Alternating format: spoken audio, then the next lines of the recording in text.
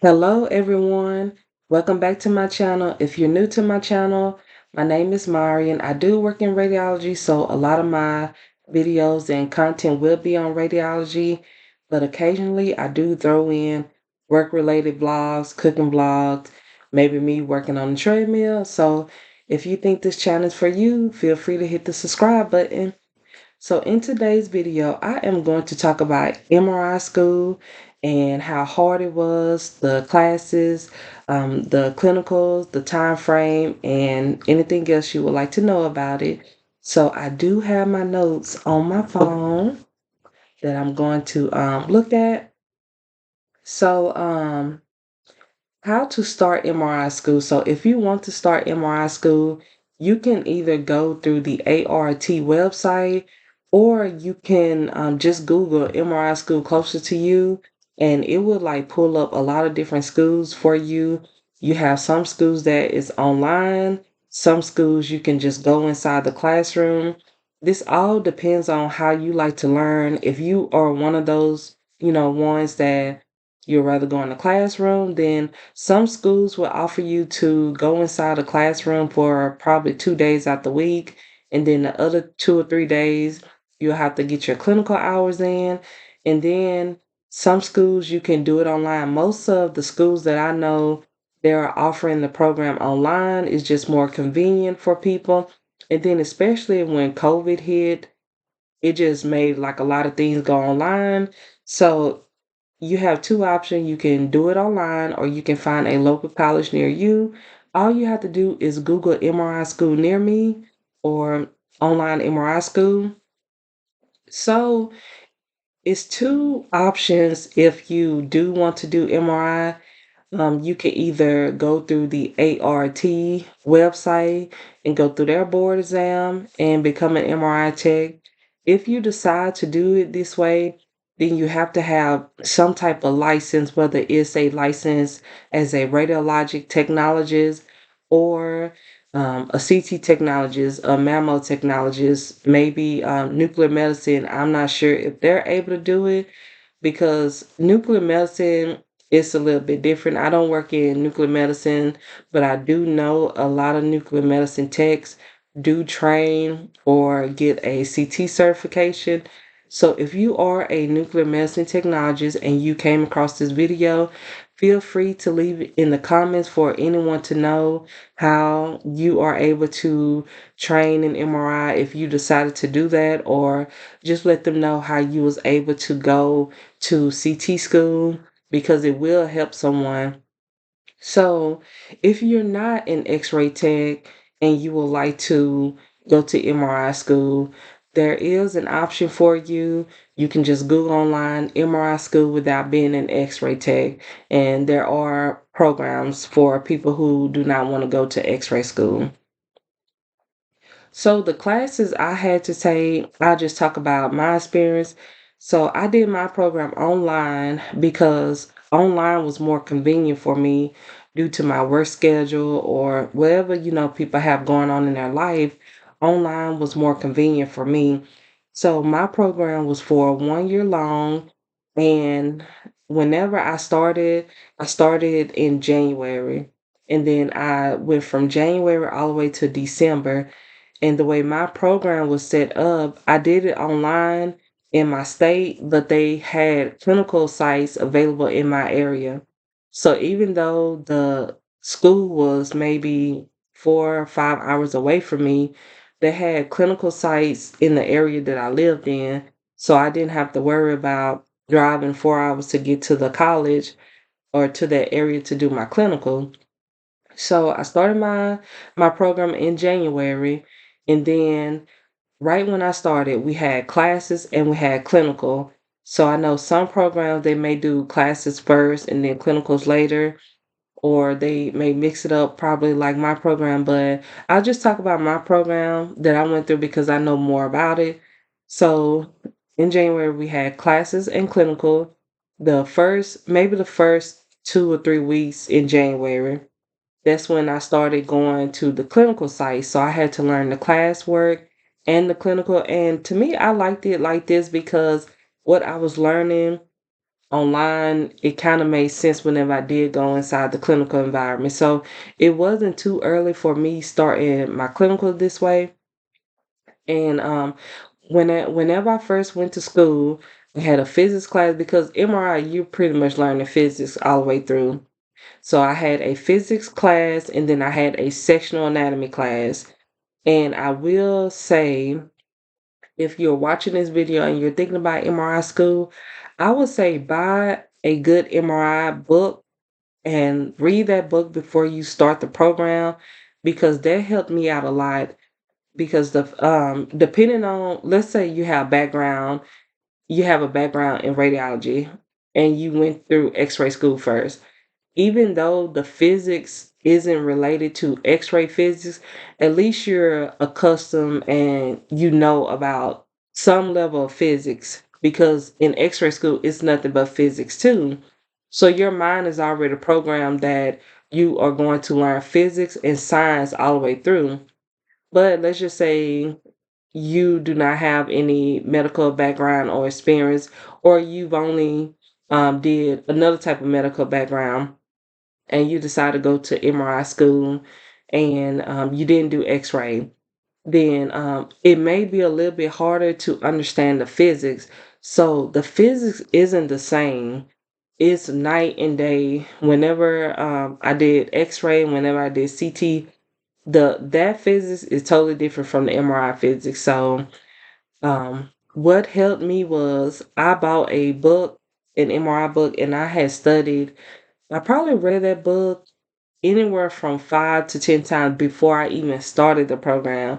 So when I did start in January, I was well prepared because I had already read the book. So I knew what to expect whenever I had to, do review questions. I knew where the answer was at or was going to be at because I had already, studied and read the book front to back. So that's another thing you can do. You can buy an MRI book and just read it front to back before you even start the program. I find that that's helpful. Maybe you don't have to read it 5 times like me, but maybe read it like 1 or 2 times just to see what the information is about. So for the classes, it was a lot of physical or physics, like the principles of MRI, MRI equipment, MRI safety. It's going to be like classes relating to that. And this all depends on what program you go through. My program was a year long, but I've heard and I've seen some people offer programs as little as 6 months, maybe 18 months, maybe 24 months. So it just depends on what license you already have, because if you do have a license in x-ray, then a program will be a lot shorter for you. It'll be like a 1 year program. But if you don't have background in radiology, then the program can be 2 years for you because you're getting an associate's degree, or it just may be 12 months. It just depends. You have to go through and see what options are available. So whenever I did my clinical hours, I had to do 24 hours a week. You can either, my school was so flexible, you can do 8 hour days, you can do 10, you can do 12-hour days. The only thing you had to do was communicate with the school or the instructor and then communicate with the technologists at the clinical site, because both my teacher and my clinical site was very flexible. It may have been some days where maybe I wanted to stay longer if I had seen or if I did see a certain exam and I looked at the schedule and I knew it was going to come in whenever I got off. The clinic give you flexibility where you can do that and your teacher does too. So the way the clinical was set up, I had to do clinicals from January to December. But if you did get done early, you can email your teacher and say, "Hey, I'm done. I got all my hours in. Is there any way that I could probably get out of the program quicker?" Or you may have a case where the company that you are doing your clinical hours through, they may even decide to hire you while you're in the program. I know that happened with a few people that was in my program. Even though we was online, we still, kept in contact with each other, or ask each other for questions or help, and then people would just communicate on the communication board and say, "Hey, I found the job," or "Hey, this is how my clinical site's going. How your clinical site's going?" So some companies will hire you right out of your program, and then all you can do is just keep doing your schooling because you still need the educational requirements to sit for your registry. And another thing that I didn't touch on about classes, if you don't want to go through a program, you can do the educational requirements on your own. And I made all of this in a separate video if you want to go back and look at it. And if I remember, I'll just put in the description box for you to check out. You don't have to go to school. If you're doing this through ART, they let you have the option of just finding an online website where they offer continuing education courses, and that's how you can get your 16 hours of education that way. But if you're going through a school, you don't have to worry about if you're getting 16 hours of continuing education courses or CEUs because they have all that mapped out and laid out for you where you don't have to worry about that. For clinicals, whatever site you work at, it would depend on what all you see. So the first site I was at, I got all my brain exam, MRI brain exam done probably within the first 2 weeks. So an MRI brain exam, that's gonna be like one of the first things you're gonna knock out real quick because it's just easy to do. And then you have your spines, you have your cervical spine, your lumbar spine was very easy for me. When I was a student, the thoracic spine was a little bit difficult and the shoulder. So there is a website you can go to where if you are a student, it show you how to set all this up, how to turn the box, how to what all you have to add on the picture if you're looking at the shoulder, head, wherever. So the thoracic spine, the shoulder, abdomen and feet was a challenge for me when I was a student because whenever I was training, I had someone who wasn't as comfortable with doing MRI anymore because they stepped out into leadership.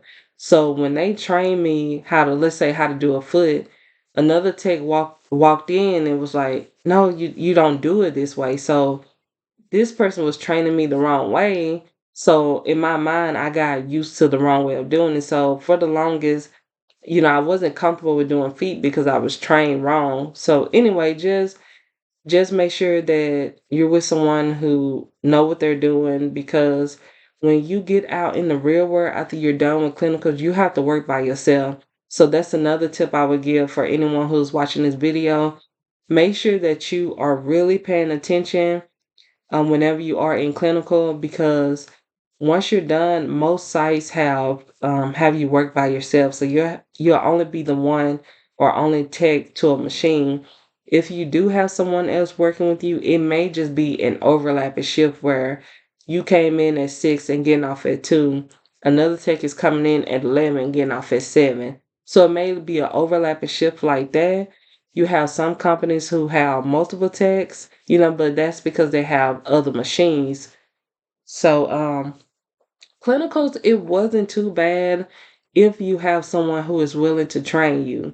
If you have someone who's willing to train you and willing to show you everything, then it's not bad. But if you have someone who is kind of holding in that knowledge, then it's going to make it difficult because they're not going to train you the right way. They're not going to show you everything you need to know. So with MRI, try to get as many exams in as possible whenever you start doing your clinical competencies because if they send you to another location, then you'll already have the bulk of it done. Another thing that was a challenge whenever I did clinical was abdomens. The machine, I passed my MRI boards in 2018, so this is 2024 now. So that's been about 5, 6, 7 years ago. So the machine that I trained on for abdomens, you had to tell the patient to hold their breath. So you're setting up the images and you're telling the patient, taking a breath, hold it. But now they have machines where you can just set up the pictures, click, okay, I'm done with this, and then the machine will tell them to hold their breath. So that could be a little bit difficult depending on if you're working on an older machine or a newer machine. But overall, I think I got done with all of my exams probably in 8 or 9 months. Even though you're done with your exam, there is certain clinical requirements you still have to meet. So I hope that makes sense. If you have any other question, you can put in the comment box if I haven't touched on it up until this point. So I mentioned this before, but the length of my program was for 1 year. And then I will tell you how to pass your MRI school. So to pass your MRI school, make sure that you are reading your book front to back and know your vocabulary words, know your anatomy, because that's another big part of the registry is your anatomy. So for school, know your anatomy because there is a sectional anatomy class that you may have to take depending on how your program is set up. So just make sure you know your anatomy and you should be good.